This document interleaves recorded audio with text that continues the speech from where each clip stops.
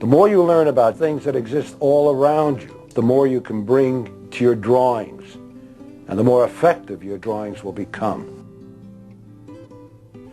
Textures are extremely important. They lend validity and authenticity to your illustrations. If you draw a monster or a dinosaur, the way you render the hide is important.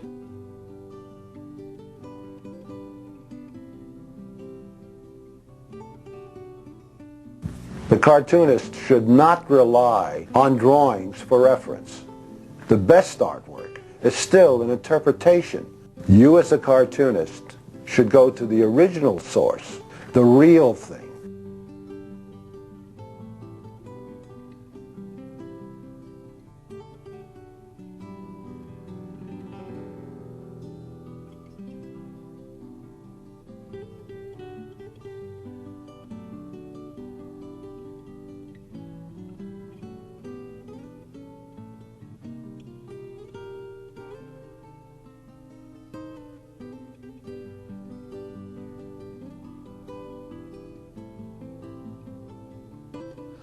There are good ways and there are bad ways to use reference material.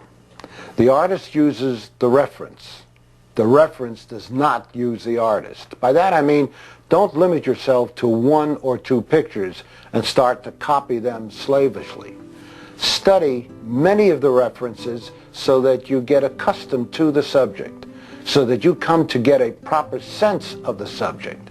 Analyze and understand the subject well so that you can draw it from any angle. Sometimes a young artist is told not to copy. It's not good to copy. That's wrong. The way we all learn to draw is by copying and by tracing. Get your eye accustomed to what looks right. And when you practice, don't be afraid to make mistakes. Don't be afraid to use your eraser. That's what the eraser is for, to correct your mistakes. Also, if you want to make a change, try it out on tracing paper first. And that way you can keep a record of your corrections without destroying the original drawing.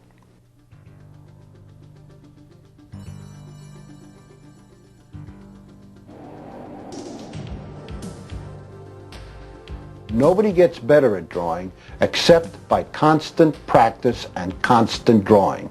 That's how we all do it. And that's how we keep on learning.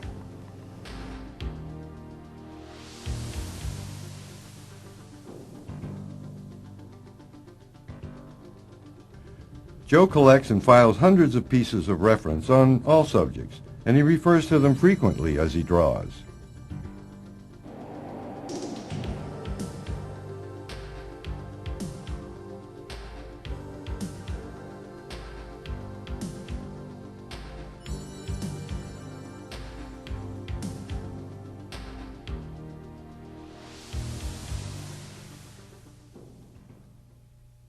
The more you draw, the more you will improve.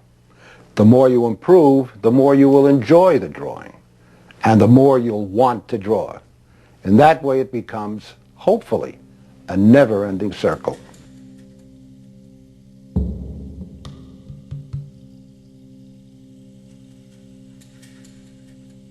And now here's your opportunity, if you follow along with me, to create your own superhero character.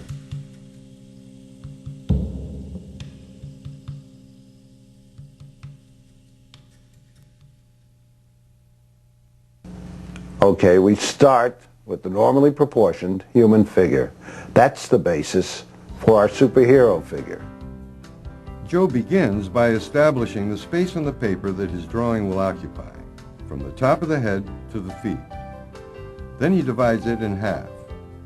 The halfway mark comes right about at the hips. The top half of the figure is divided into 4 equal sections. The height of the head is 1/4.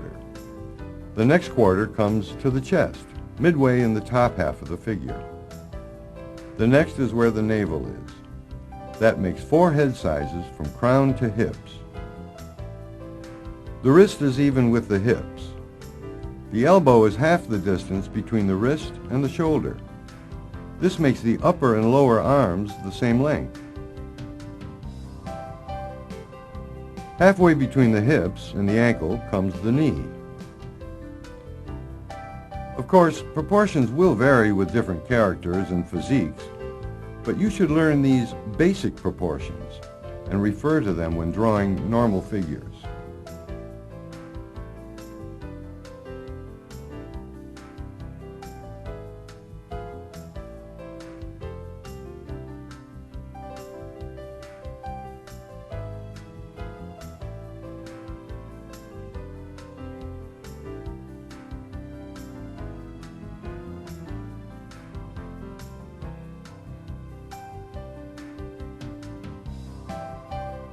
Exaggeration of these normal proportions make him look like a superhero.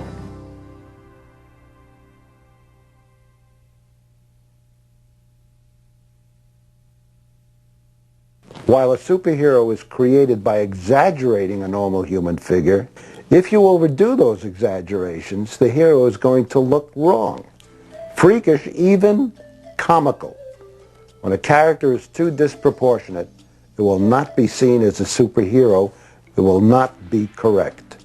Over-exaggeration and distortion can be corrected by referring to the normal human figure again. This means that we must learn the basics that apply to normal figures, and just drawing a bunch of exaggerated muscles and tying them together won't hack it. Like the full figure, the head is first divided in half. That marks the top of the eyes. Then halfway between the eyes and the chin comes the bottom of the nose. And halfway again from the nose to the chin is the lip. The space between the eyes is the same as the width of just one eye. The corners of the mouth line up with the eye's pupils. The ear goes from about the eyebrow to the bottom of the nose. The superhero's head has to reflect the entire character, but correct proportions come first. We can only learn proportions by constant practice. Study the heads in the old drawings and paintings done hundreds of years ago. Even then, the masters drew superheroes. See?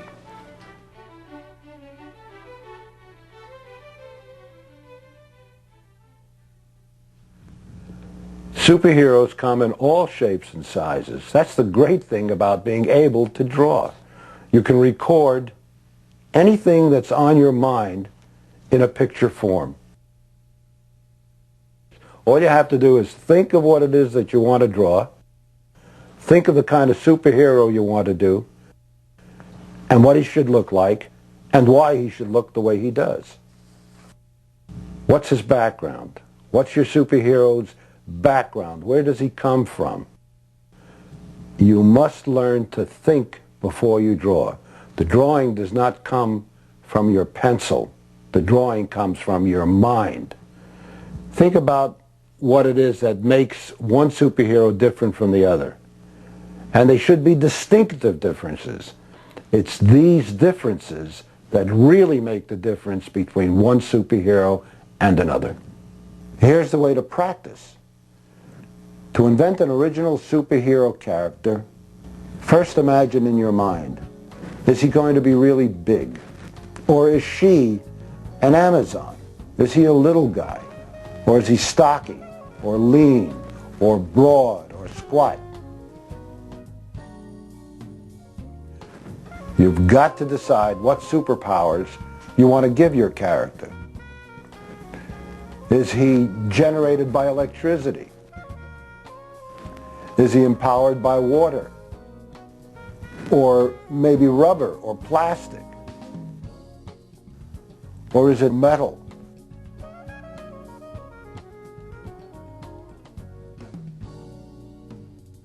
He's your character. He's your imagination at work. He can do anything you want him to do.